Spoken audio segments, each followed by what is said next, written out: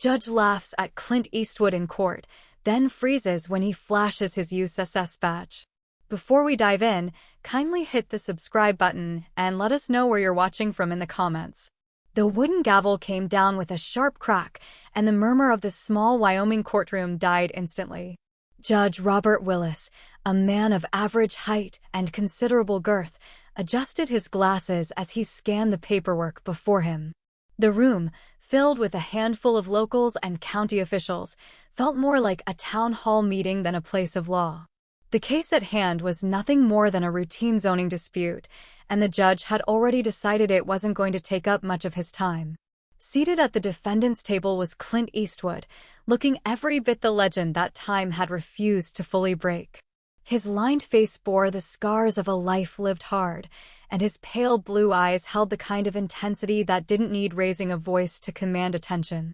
Dressed in a worn leather jacket and jeans, he looked like a man who had been dragged into this court against his better judgment. Judge Willis cleared his throat.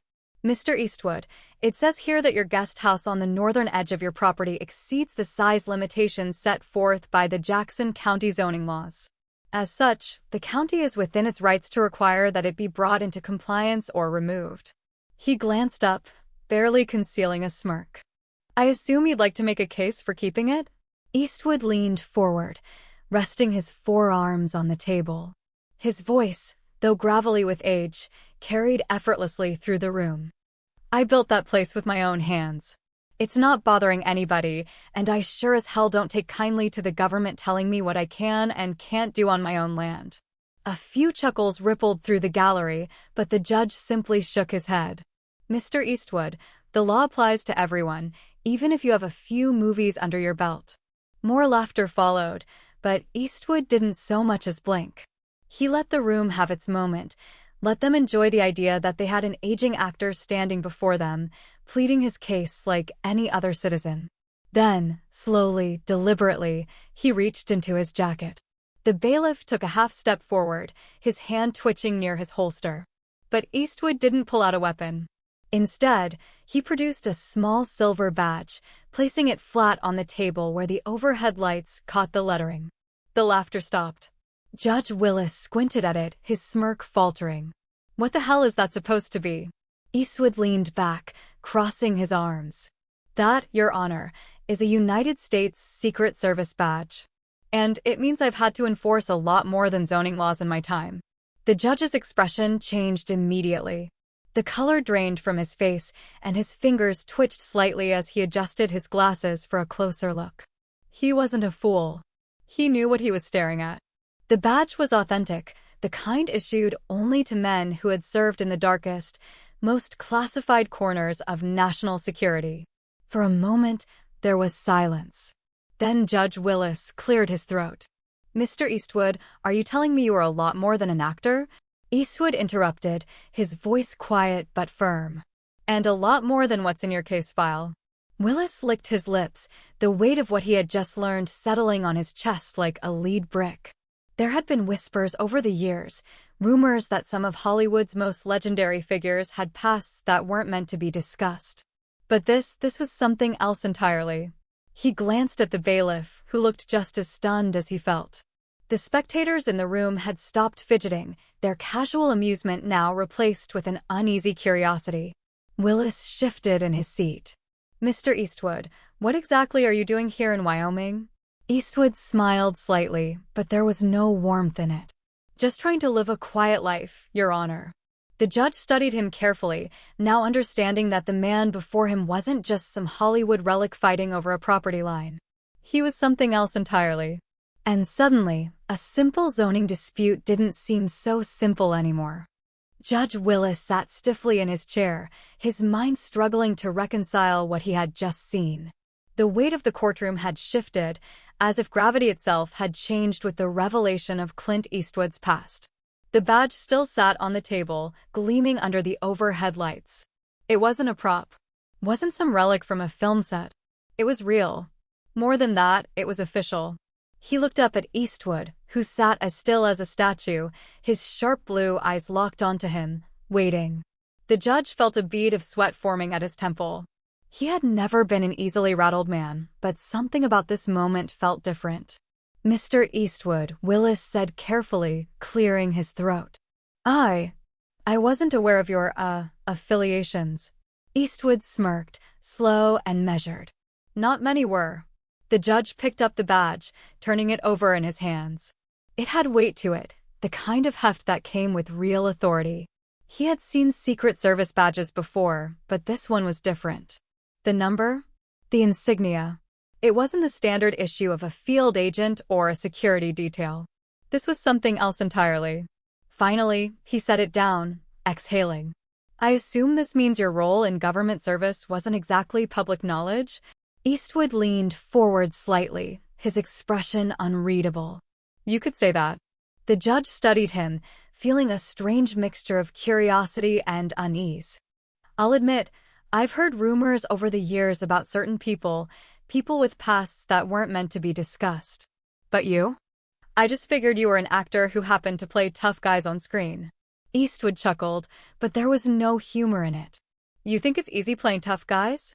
You think I just read a script and pretended?" Willis hesitated. I guess I never thought about it that way. Most people don't." Eastwood sat back in his chair, tapping his fingers on the table. "The truth is, I was good at two things, acting and getting my hands dirty. One of those things paid better. But the other one? That was a duty." The room was silent now, the air thick with the weight of unspoken things. Willis shifted in his chair. "So what does that mean for this case? Because I have to tell you, Mr. Eastwood, as much as I respect whatever you've done in the past, it doesn't change the fact that the zoning laws are in place for a reason." Eastwood nodded slowly, as if he had expected that answer. "And I'm not asking for a favor. I'm asking for understanding." Willis raised an eyebrow. "Understanding?" Eastwood's voice dropped, the gravelly timbre deepening. "That guest house isn't just a guest house. It's a safe house." Willis blinked. "A what?" "A safe house," Eastwood repeated. "You ever hear of Blackthorn?" The judge frowned, the name unfamiliar. "Should I have?" Eastwood smirked, but his eyes remained cold. "No, that's the whole point." Willis drummed his fingers on the bench, his legal mind trying to piece things together. "All right, let's say I believe you. Let's say that your guest house has some kind of national security purpose. Why not just go through official channels? Why fight this in open court?" Eastwood's face darkened. "Because the people who should be protecting me are the ones trying to erase me."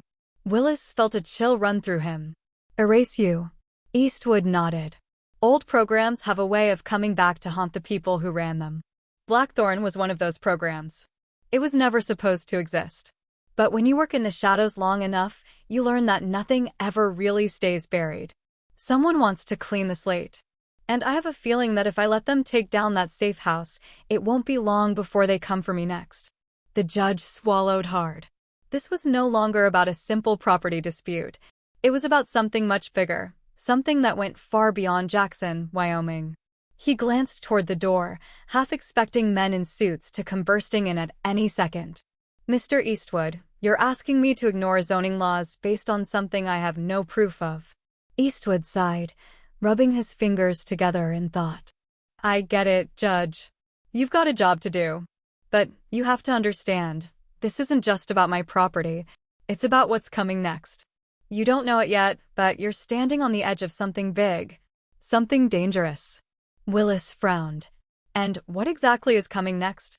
Eastwood leaned in, his voice a whisper. "A war. One that's been waiting a long time to start." The judge stared at him. The words settled over him like a heavy blanket.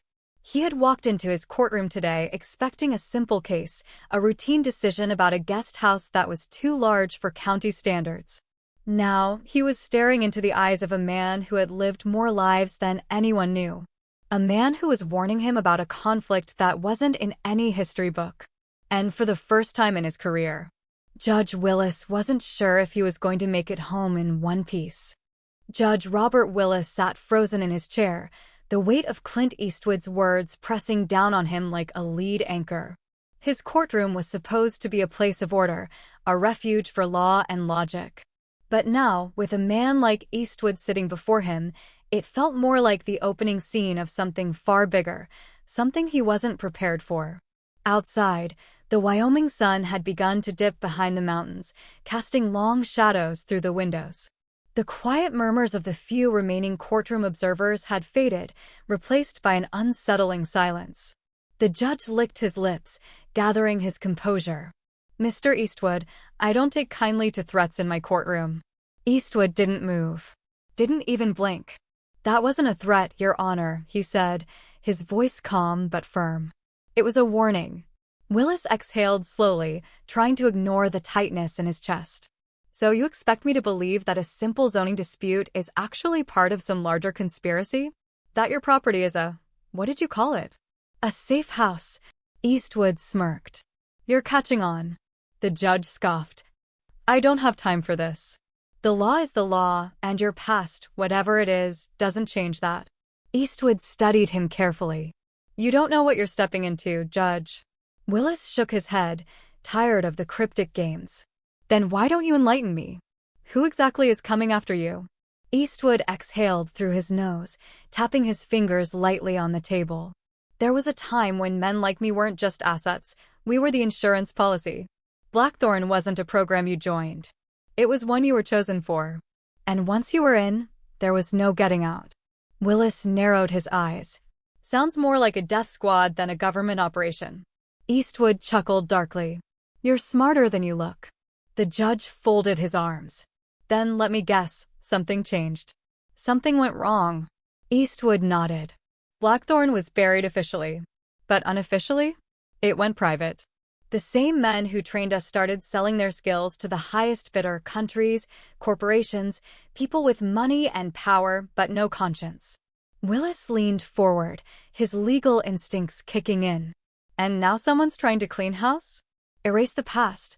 Eastwood nodded. "Exactly. And if my name's still on their list, that means I'm not the only one left alive." A knock at the side door made Willis jump slightly. The bailiff entered, leaning down to whisper something in the judge's ear. "Sir, there's a federal agent here. Says it's urgent." Willis stiffened. He looked at Eastwood, who remained unfazed, then back at the bailiff. "What agency?" "Homeland Security," the bailiff murmured. "He said you'd want to hear what he has to say." The judge hesitated. A federal agent showing up in the middle of a routine zoning case was anything but normal.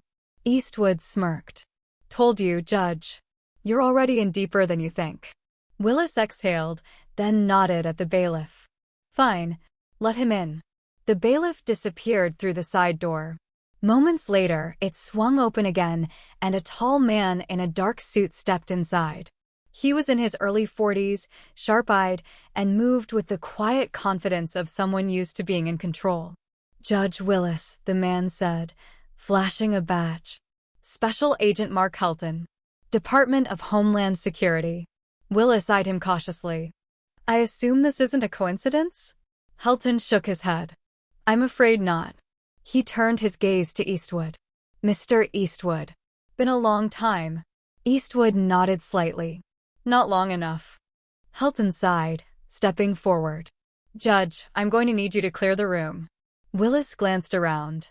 The remaining spectators and clerks were already looking uneasy, sensing something bigger unfolding before them. He tapped his gavel once. "Clear the courtroom." Now. The room emptied in minutes, leaving only Eastwood, Willis, and Agent Helton. Helton turned back to the judge. "Your Honor, you need to understand something. Clint Eastwood isn't just an actor. He isn't just a former operative. He's a man who was part of something that never should have existed. And if he's flashing that badge in your courtroom, it means something's very wrong." Willis folded his arms, his mind racing. "Why don't you cut the cryptic talk and tell me exactly what's happening?" Helton hesitated, then reached into his jacket and pulled out a folder. He handed it to Willis. "This is what you're dealing with." Willis opened the folder, his eyes widening as he flipped through grainy surveillance photos. Some were old, taken in the shadows of history, showing Eastwood alongside men whose names had long since faded into classified files. Others were newer, satellite images, intelligence reports. One showed a burned-out compound in Eastern Europe. Another depicted bodies in the snow, lined up like discarded chess pieces. The final page held a name. Logan Pierce. Willis looked up. Who the hell is Logan Pierce? Helton exhaled. The man who's cleaning up Blackthorn. And if he knows Eastwood is still alive, it means your courtroom just became the front line of a war you never knew existed. The judge swallowed hard. His simple zoning case had just turned into something far more dangerous. And for the first time in his life, he wasn't sure if he wanted to know the truth. The walls of Judge Robert Willis's chambers felt smaller than usual, as if the weight of the conversation pressing down on the room was enough to shrink the very space they occupied. The moment Special Agent Mark Helton handed him the folder, Willis knew that he was no longer just a small-town judge handling minor disputes. He was now part of something much bigger and far deadlier than he had ever imagined.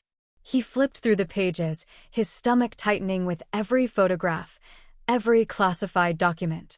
Black and white images of Clint Eastwood standing beside high-ranking military officials, intelligence officers, and even a former president were damning enough. But it was the last few pages that made his blood run cold. Logan Pierce, Willis murmured, reading the name aloud. He glanced up at Helton. Who is he? Helton sighed, running a hand over his clean-shaven jaw. Pierce was a ghost, just like Eastwood.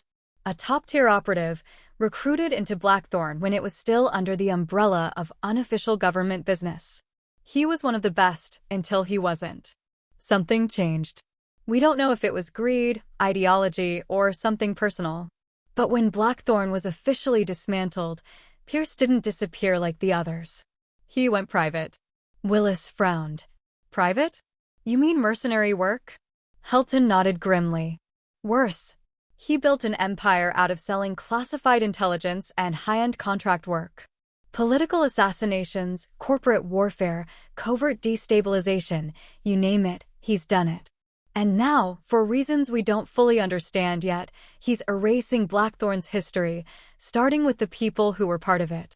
Willis glanced at Eastwood, who had remained silent through most of the exchange. He sat in his chair, arms crossed, unreadable. Finally, the judge turned back to Helton. And you think Eastwood is on that list? Helton chuckled dryly. Judge, Eastwood isn't just on the list. He's at the top of it. Willis exhaled sharply and rubbed his temples. Jesus Christ. Eastwood finally spoke, his voice as steady as ever. Why now? Helton glanced at him. That's what we're trying to figure out. Blackthorn was buried deep. There was no reason to dig it up, unless... He hesitated, then leaned against the desk. Unless someone is trying to reclaim it. Willis frowned. Reclaim it? You mean restart the program? Helton nodded. Think about it, Blackthorn was one of the most effective, albeit illegal, covert operations in modern history. No bureaucracy. No oversight. Just highly trained operatives eliminating threats before they even became threats. If someone wanted to bring that back under private control, the first thing they'd need to do is eliminate anyone who could expose them. Willis looked at Eastwood. And that's why you built that safe house? Eastwood smirked slightly. I always knew the past might come knocking. Just didn't expect it to come with this much firepower. The judge let out a dry chuckle, though there was no humor in it. So what now? You expecting me to just drop the zoning case and pretend none of this happened? Helton shook his head. I don't care about the zoning dispute, Judge. But if you throw Eastwood under the bus, you're giving Pierce exactly what he wants. He's watching. He has ears in places you wouldn't expect. If this court rules against Eastwood and forces him to vacate that property, it'll make him vulnerable, and that's when they'll strike. Willis sighed. He had spent his life believing in the law, in rules and order. But this was something else entirely. He glanced between the two men. And what happens if I play along? If I let him keep his so-called safe house? Eastwood answered first. Then you live a little longer. Willis narrowed his eyes. That's supposed to be reassuring? Eastwood gave him a slow, measured look. It's supposed to be the truth. The judge leaned back in his chair, drumming his fingers on the desk. I have half a mind to recuse myself from this case altogether. Helton's face darkened. That won't help. If you step away now, someone else will take over. someone who won't have the benefit of this conversation. And if they rule against Eastwood, this whole town could become a battleground before the week is out. Willis swallowed hard. He had never been a man to shy away from difficult decisions. But this wasn't just difficult. It was terrifying. Finally, he exhaled. "All right," he said, his voice quieter than before. "Let's say I don't throw Eastwood to the wolves. What's stopping them from coming after me next?" Helton exchanged a glance with Eastwood before replying. "Nothing." Willis felt his stomach tighten. Eastwood leaned forward. "The difference is, now you know they're coming. That means you can prepare." Willis let out a slow, shaky breath. "And if I say no?" Eastwood didn't answer. Helton did. "Then you'll be the next name on the list, Judge. And no one will ever know why." Silence filled the chamber. Willis glanced down at the folder, at the images of dead men, of places that no longer existed, of an organization that had been erased from history. For the first time in his life, he realized the law wouldn't protect him. And for the first time in his life, he was afraid. The sun had nearly set by the time Judge Robert Willis pulled into his driveway. The long, winding road leading to his modest Wyoming home was usually a source of comfort, a retreat from the stress of courtrooms and paperwork. But tonight it felt exposed, vulnerable. As he cut the engine and stepped out, the crisp mountain air did little to calm his nerves. The events of the day replayed in his mind like a bad dream. Clint Eastwood wasn't just some aging Hollywood legend fighting a petty zoning dispute. He was a man with a past so dark and classified that the federal government had long since buried it. And now, someone was unearthing it piece by piece, starting with the men who had lived it. And somehow, Willis had stumbled right into the middle of it. A voice cut through the silence. "Judge." Willis jumped, his heart hammering in his chest. He turned to see Eastwood leaning against the side of his porch, arms crossed, the brim of his weathered hat casting a shadow over his eyes. The old man looked as if he had been there for hours. Waiting. "Damn it, Eastwood," Willis muttered, clutching his chest. "You trying to give me a heart attack?" Eastwood smirked. "If that scared you, Judge, you're not ready for what's coming next." Willis let out a slow breath, rubbing his temples. "I should arrest you for trespassing." "You could try," Eastwood said, pushing off the porch and stepping closer. "But right now, I'm the only thing standing between you and the people who'd rather see you 6 feet under." The judge studied him carefully. "That's supposed to make me feel better?" Eastwood's smirk faded. "No, it's supposed to make you listen." Willis sighed and motioned toward the house. "Fine, come inside. But if you're going to drop another bombshell on me, at least let me have a drink first." Inside, Willis poured himself a stiff glass of whiskey and gestured toward Eastwood, who shook his head. "Never drink when I'm expecting trouble," Eastwood said, settling into a chair. Willis raised an eyebrow. "That a habit from your other career?" Eastwood nodded. "Let's just say it's kept me alive longer than most." Willis exhaled and leaned against the counter. "All right, Clint. Start talking. You've already made it clear that this whole thing is bigger than a zoning dispute. And after what Helton showed me today, I'm inclined to believe you. But what I don't get is, why now? Why Wyoming? Why me?" Eastwood drummed his fingers on the armrest of his chair, thinking.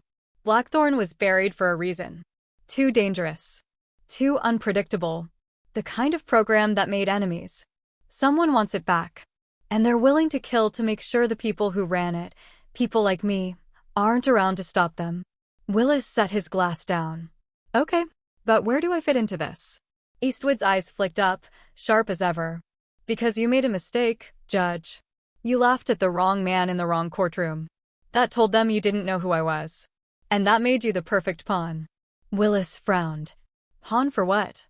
Eastwood leaned forward, his voice quieter now. "Pierce is testing me. He wanted to see how I'd react. See if I'd fight back or lie down and die. He's watching. Listening.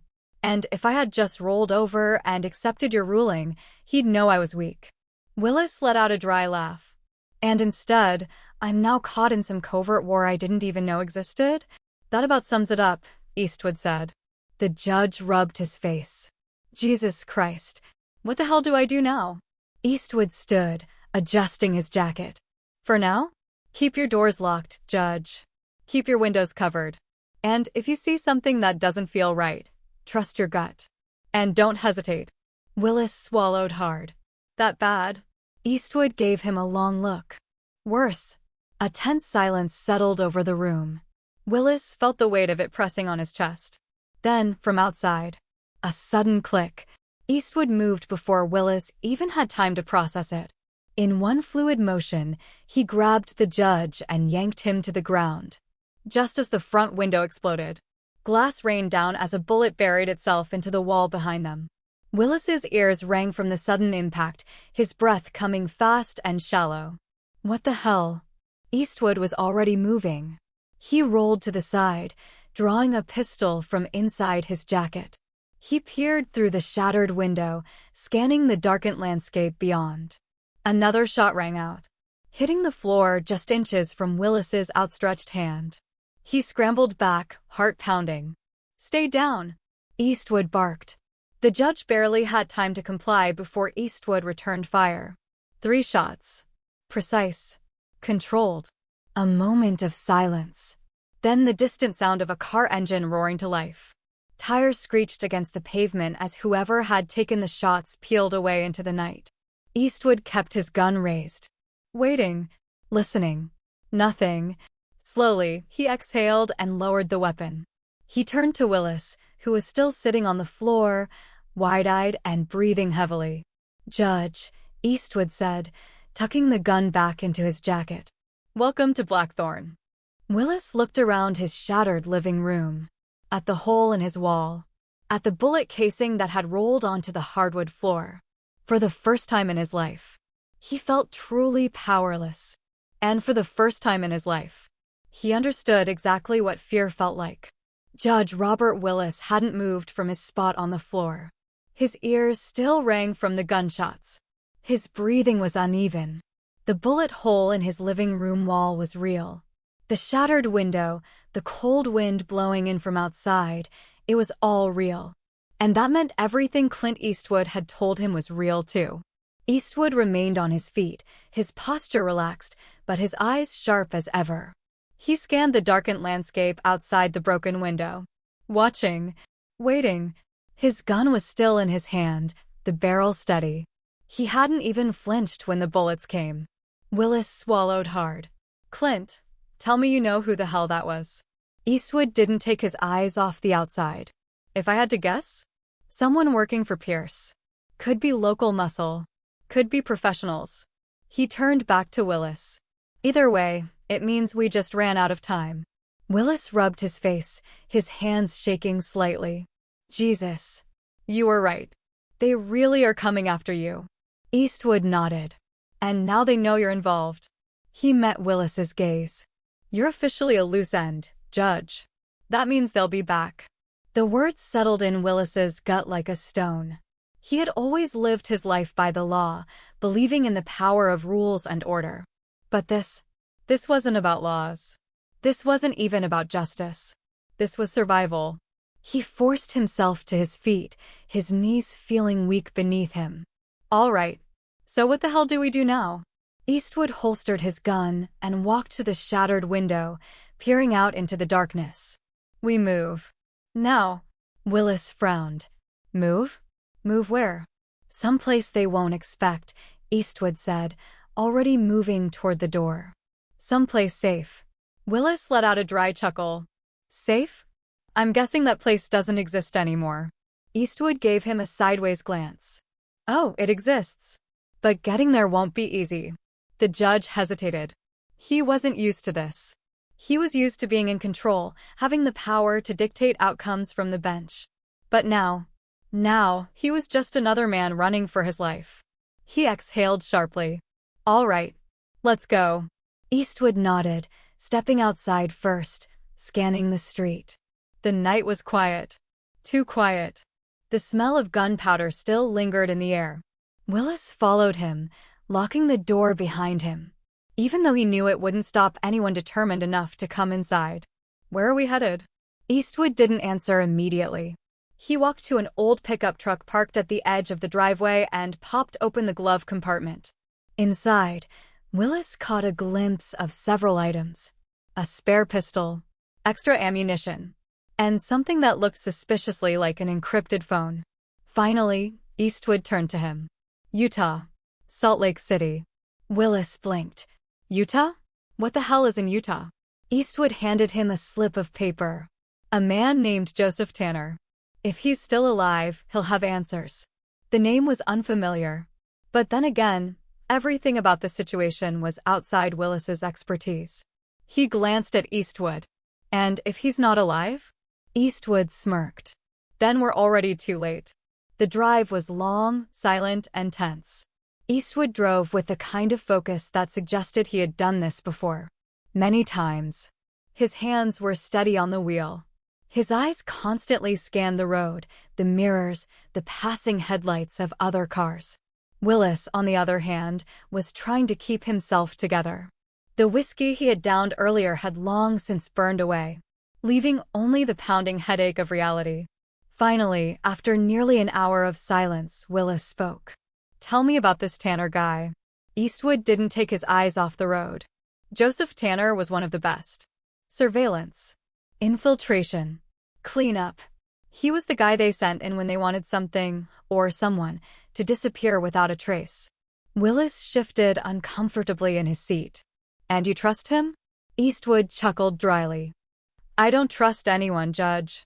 But I do know that if Tanner's still breathing, he's probably got eyes on us already." Willis frowned. "What do you mean?" Eastwood tapped the dashboard. "Blackthorn operatives don't get caught off guard. If he's still alive, he already knows we're coming." That didn't sit well with Willis. "Then why go to him at all?" "Because," Eastwood said, his tone flat, "he's the only man left who might know what Pierce is planning." Willis sighed, rubbing his temples. "I can't believe I'm involved in this. I'm a judge, Clint, not a soldier." Eastwood glanced at him. "You're still breathing, aren't you?" Willis narrowed his eyes. "What the hell is that supposed to mean?" Eastwood smirked. "It means you're in the fight, whether you like it or not." Willis exhaled sharply, shaking his head. "This is insane. Yesterday, I was worried about property lines. Now I'm on the run with a former government assassin." Eastwood's smirk faded. "You think this is just about me? About Blackthorn?" "Judge, you don't know how deep this goes." Willis frowned. "Like what?" Eastwood tightened his grip on the wheel. "That's what we're about to find out." Miles behind them, a black SUV cruised down the same highway, keeping its distance. Inside, a man in a dark suit watched the taillights of Eastwood's truck through tinted windows. He picked up a phone, pressing a single button. "They're moving," he said, his voice calm. "Professional." The response came almost immediately. A cold voice on the other end. "Do we take them now?" A pause. "No," the man said. "Let them run. It'll be easier that way." He hung up, staring out at the open road ahead. This wasn't over. Not by a long shot. The highway stretched ahead of them, an endless ribbon of asphalt cutting through the Utah desert.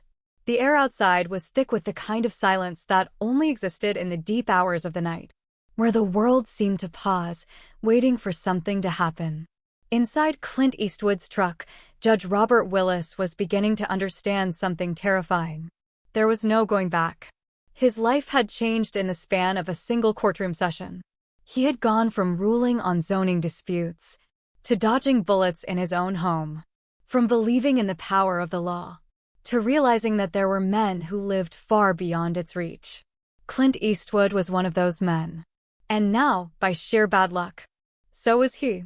The Wyoming mountains had long since faded behind them, and Salt Lake City loomed ahead in the distance, a collection of twinkling lights at the base of the Wasatch Range. But despite the promise of civilization, Willis had never felt more exposed. He glanced over at Eastwood, who hadn't said much since they left his house. The old man drove with the steady, practiced precision of someone who had done this too many times before. His eyes flicked between the road ahead, the rearview mirror, and the horizon, scanning for threats. Willis sighed. "Tell me something, Clint. How the hell did you get into this life?" Eastwood smirked, but he didn't take his eyes off the road. You really want to know? Not sure, Willis muttered. But since I apparently don't have a choice anymore, I might as well learn what kind of mess I'm in. Eastwood was quiet for a long moment before speaking. I was recruited young. Special projects. The kind of work that never made it into history books. Blackthorn didn't have ranks. Didn't have titles. We were just men who got things done. No one knew our names. And that's the way it was supposed to be. Willis swallowed hard. But people did know your name. Eastwood chuckled. Yeah, that's what made me useful. Who would ever suspect a Hollywood actor was running operations on the side? The judge shook his head. So all these years, you were what? A ghost. A ghost, Eastwood repeated. But ghosts don't stay buried forever. Someone always wants to dig them up. Willis exhaled, staring at the road ahead. And now Pierce is the one digging? Looks like it, Eastwood said. Willis rubbed his temples. And this Tanner guy, he's going to help us? Eastwood smirked. Tanner doesn't help people. He survives. And right now, if he's still alive, he knows we're coming. That means one of two things. Either he's ready to talk, or he's already packed up and disappeared. Willis frowned. And if it's the second option? Eastwood's grip on the wheel tightened. Then we're running out of time. They reached Salt Lake City just before dawn, pulling into a quiet neighborhood on the outskirts of town. The houses here were modest. Old, but well-kept. The kind of place where people left their porch lights on at night. And still trusted their neighbors. Eastwood slowed the truck as they approached a single-story house at the end of a cul-de-sac. The blinds were drawn. The porch light was off. Willis frowned. You sure this is the place? Eastwood nodded. Tanner always liked to keep things low-key. They sat in the truck for a moment, both men watching the house in silence. Finally, Eastwood unbuckled his seatbelt. Stay here. Willis scoffed. Like hell. I'm not just going to sit here while you go knocking on the door of a trained killer. Eastwood gave him a sideways glance. Suit yourself. They stepped out of the truck, moving cautiously up the walkway. Eastwood knocked twice. Firm, but not aggressive. No answer. He knocked again. Still nothing. Willis shifted uneasily. Maybe he's not home. Eastwood shook his head. He's home. Willis frowned. And how do you? A click sounded from behind them. Hands where I can see them. Willis's breath caught in his throat. The voice was quiet, controlled, and unmistakably dangerous. Eastwood, to his credit, didn't even flinch. Hello, Tanner. Slowly, they turned. Standing in the driveway was a man in his 60s. Wiry but strong, with sharp green eyes that never stopped moving. He held a shotgun at hip level. Relaxed but ready. Clint, Tanner said, his voice carrying the weight of a man who had seen too much. You've got some damn nerve showing up here. Eastwood smirked. That's what people keep telling me. Tanner's eyes flicked to Willis. And who's the suit? Judge Robert Willis, Eastwood said. He got pulled into this by accident. Tanner let out a dry chuckle. Bad luck, Judge. Real bad luck. Willis exhaled. Yeah, I'm starting to figure that out. Tanner studied them both for a moment, then sighed. Fine, get inside. But if this is a setup. He raised the shotgun slightly. I put you both in the ground. Eastwood smirked. You can try. The inside of Tanner's home was exactly what Willis had expected. Practically bare. No family photos. No personal touches. Just a couch, a table, and a few chairs. The walls were plain. The windows were double-shielded. This wasn't a home. It was a hideout. Tanner set the shotgun down on the table and poured himself a drink. So, Clint, you gonna tell me why the hell you're here? Eastwood sat down, resting his elbows on his knees. Blackthorn's back. Tanner's face twitched slightly, but he didn't react otherwise. He took a slow sip of his drink before answering. That's not funny, Clint. Not a joke, Eastwood said. Someone's tying up loose ends. I'm still breathing, which means they're still hunting. Tanner exhaled through his nose, shaking his head. Damn it. I should have seen this coming. He set his glass down. A few weeks ago, I noticed some unusual activity. Encrypted messages bouncing around old channels. Thought it was just noise. But now, he turned to Eastwood. "You're sure they're hunting us?" Eastwood nodded. "They took a couple of shots at the judge last night." Tanner whistled. "Hell of a way to get introduced to the game." Willis folded his arms. "I don't consider being shot at part of any game." Tanner smirked. "Then you'd better learn quick, Your Honor. Because you're in it now." The room went quiet. Finally, Eastwood spoke. "Pierce is the one pulling the strings, isn't he?" Tanner didn't answer right away. He took another sip of his drink, then set the glass down. "Yeah. And if he knows we're talking right now, we don't have much time." A sudden noise outside. Gravel crunching under tires. Tanner's expression darkened. "Damn it," he muttered. Too late. Eastwood moved first, grabbing his gun. "They found us." Willis felt his stomach drop. "Jesus. What do we do?" Tanner chambered a round in his shotgun. "We fight." Outside, black SUVs rolled to a stop. The doors opened. Men in tactical gear stepped out, their weapons drawn. The hunt had just become a war. The silence before the storm stretched thin, charged with a tension so thick it felt suffocating. The SUVs had come to a complete stop. Their tinted windows reflected the dim light from the street lamp. The engines hummed quietly, idling like predators waiting for the perfect moment to strike. Inside the house, Clint Eastwood moved like a man who had done this before. Too many times to count. His gun was already in his hand, held low, but ready. He glanced at Tanner, who had positioned himself near the front window, shotgun pressed against his shoulder. Judge Robert Willis, on the other hand, was frozen.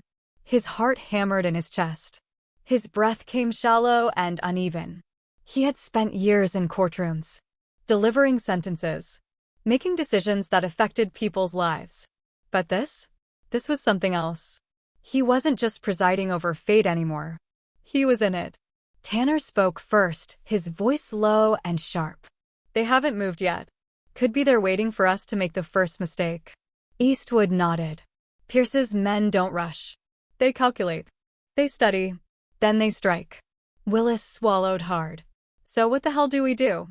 Eastwood glanced at him, his voice calm. "We make sure they regret showing up." Tanner chuckled dryly. "Still got that cowboy attitude, huh?" Eastwood smirked, but didn't respond. He turned back to the window. The men outside were moving now. Slow, methodical, black combat gear, suppressed weapons. No markings. Tanner muttered, "Professionals." Eastwood exhaled through his nose. "Yeah, but that doesn't mean they're better than us." Tanner tightened his grip on the shotgun. "Hope you're right, Clint. Because we're about to find out." A sudden thud against the front door made Willis flinch. It wasn't a knock. It was a test, checking to see if the door was reinforced. Then, from outside, a deep voice. "Eastwood, we know you're in there. Let's not make this messy." Willis felt a chill run down his spine. The voice was calm. Too calm. Eastwood didn't flinch. "They always say that before things get messy," he muttered. Tanner smirked. "Guess we should oblige them then, huh?" Before Willis could react, Tanner raised his shotgun and fired through the front window. The boom was deafening. Glass shattered outward. A sharp cry of pain followed the first hit. Then, all hell broke loose. Gunfire erupted. Suppressed rounds punched into the walls, tearing through furniture, kicking up dust and splinters. The quiet house had just become a war zone. Eastwood moved fast. Ducking low, he returned fire. Precise, controlled, deadly. One bullet found its mark. One of the men outside dropped with a strangled gasp. Willis hit the floor, covering his head. "Jesus Christ." Tanner reloaded, grinning. "Welcome to the real world, Judge." Another round of shots slammed into the house. Eastwood grabbed Willis by the collar, yanking him toward the back. "We can't stay pinned down here. Time to move."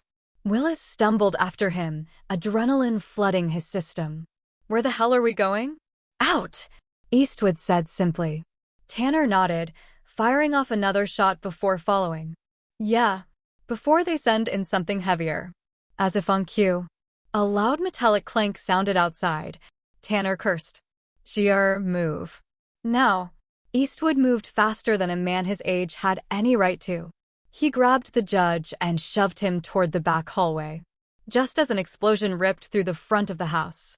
The shockwave sent debris flying, knocking furniture over, blowing out the rest of the windows. Willis hit the ground hard. His ears rang. For a moment, everything was just noise and chaos. Then, Eastwood's voice cut through it. Get up, Judge. We're not dead yet. Willis forced himself to his feet, his legs unsteady. Jesus. They're serious. Tanner dusted himself off, coughing. No sh*T. Eastwood reloaded. Time to go. We take the back exit. Willis hesitated. And go where? Eastwood gave him a look. Anywhere but here. They burst through the back door, moving fast. The alley behind the house was empty for now. But that wouldn't last. Eastwood led the way, cutting through narrow passageways, his instincts guiding him. Tanner followed, shotguns still raised. Willis stumbled behind them, gasping for breath. You two do this often? Tanner chuckled. More than we'd like. A sudden shout behind them. They're running! More gunfire. Bullets cracked past them, ricocheting off brick and metal. Eastwood spun. 2 quick shots. One of their pursuers went down. The other dove for cover. Keep moving. They cut through another alley. Then another. The city streets were still mostly empty. Too early for people to be out. Too late for anyone to notice what was happening in the shadows. Finally, Eastwood spotted what he was looking for. An old, beat-up sedan parked near a side street. He yanked the door handle. Locked. Tanner stepped forward, pulled a knife from his belt, and popped the lock in seconds. Old habits die hard, he muttered. Eastwood slid into the driver's seat. Get in. Willis hesitated. You steal cars too? Tanner laughed. Judge, I think you're starting to get it.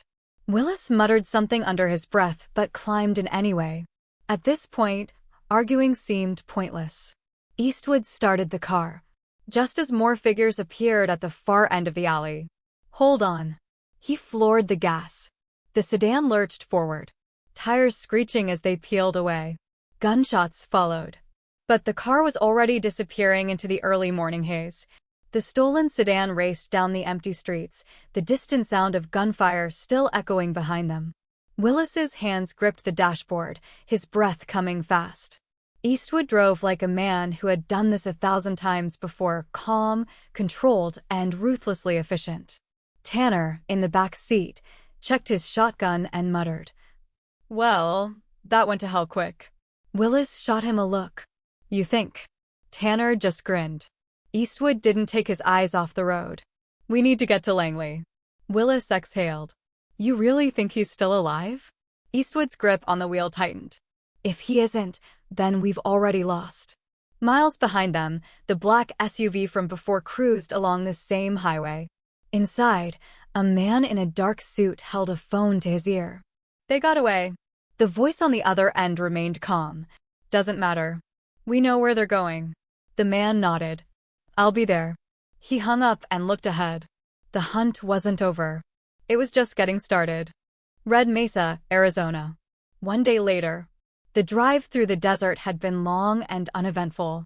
The deeper they got into Arizona, the more isolated the world around them became. By the time they reached Red Mesa, the sun had begun to dip below the horizon, casting long shadows over the dust-covered streets. It was a place where people kept to themselves, where strangers weren't welcome. Tanner leaned forward, looking out the window. Langley always liked places like this. Places where the past didn't exist. Eastwood pulled the car into the gas station parking lot, killing the engine. We start asking around. Someone here knows where he is. Willis frowned. And if he doesn't want to be found? Eastwood smirked. Then we make him want to be.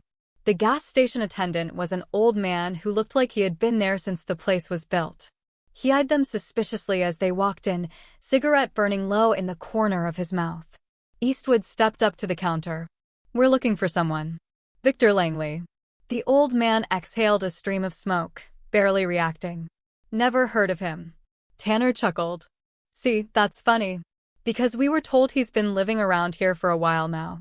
The old man's gaze flicked between them. Don't know what you're talking about. Willis, standing behind them, saw it. The lie. The man knew something. And he was hiding it. Eastwood sighed. Listen, friend. We're not here to cause trouble. We just need to talk to him. The old man studied them for a long moment. Then finally, he muttered. Try the diner. You didn't hear that from me. Eastwood nodded. Much appreciated. Red Mesa Diner. The diner was a relic from another time. An old neon sign buzzing faintly, cracked leather booths, and the smell of burnt coffee hanging in the air. The place was nearly empty, except for a single man sitting in the back corner. Willis knew even before Eastwood and Tanner started walking toward him. They had found Langley. The man was older than they remembered. His once black hair was now mostly gray. His face was deeply lined. He wore a simple flannel shirt and jeans, blending in with the locals. But his eyes, his sharp, calculating eyes, hadn't changed a bit. He didn't look surprised to see them. He just sighed and took a sip of his coffee. I was wondering when you'd show up. Eastwood slid into the booth across from him. Tanner took the seat next to him. Willis hesitated for a moment before sitting beside Eastwood. Langley set his cup down and exhaled. You always were too stubborn to stay dead, Clint. Eastwood smirked. I could say the same about you. Langley chuckled, shaking his head. Guess we're both ghosts now. Tanner leaned forward. We need answers, Langley. Pierce is making moves. He's hunting us. Langley's expression darkened. He glanced toward the waitress, then back at them. Not here. Then where? Langley stood, tossing a few bills on the table. Follow me. He led them behind the diner, down a dirt path that led to a small trailer sitting on the edge of town. Inside, the place was filled with old maps, files, and a single rifle leaning against the wall. Langley sat down heavily in a chair, rubbing his temples. So, he said, you want to know what Pierce is up to? Eastwood nodded. We need to know how far he's willing to go. Langley exhaled. Pierce isn't just cleaning up Blackthorn's past. He's rebuilding it. Willis frowned. I thought Blackthorn was buried. Langley shook his head. It was. But someone very powerful, wants it back. Tanner's jaw tightened. Who? Langley leaned forward. You ever heard of Project Revenant? Silence. Then Eastwood muttered. Shit. What the hell is Project Revenant? Willis asked. Langley looked at him. Blackthorn was just phase 1. It was the test run. But Revenant? It's the next level. A private network of operatives answering to no one. No oversight. No rules. Just pure, untraceable power. Eastwood exhaled. And Pierce is at the center of it. Langley nodded. Not just at the center. He's leading it. Willis ran a hand through his hair. Jesus. So what the hell do we do? Langley's eyes were grim. We stop it. Or we die trying. Eastwood looked at Tanner. Tanner looked at Langley. Willis swallowed hard. He had started this as a judge. A man who believed in the law. But now? Now, he wasn't sure if the law was enough. And for the first time in his life, he realized that justice might have to take a different form. The end. For now,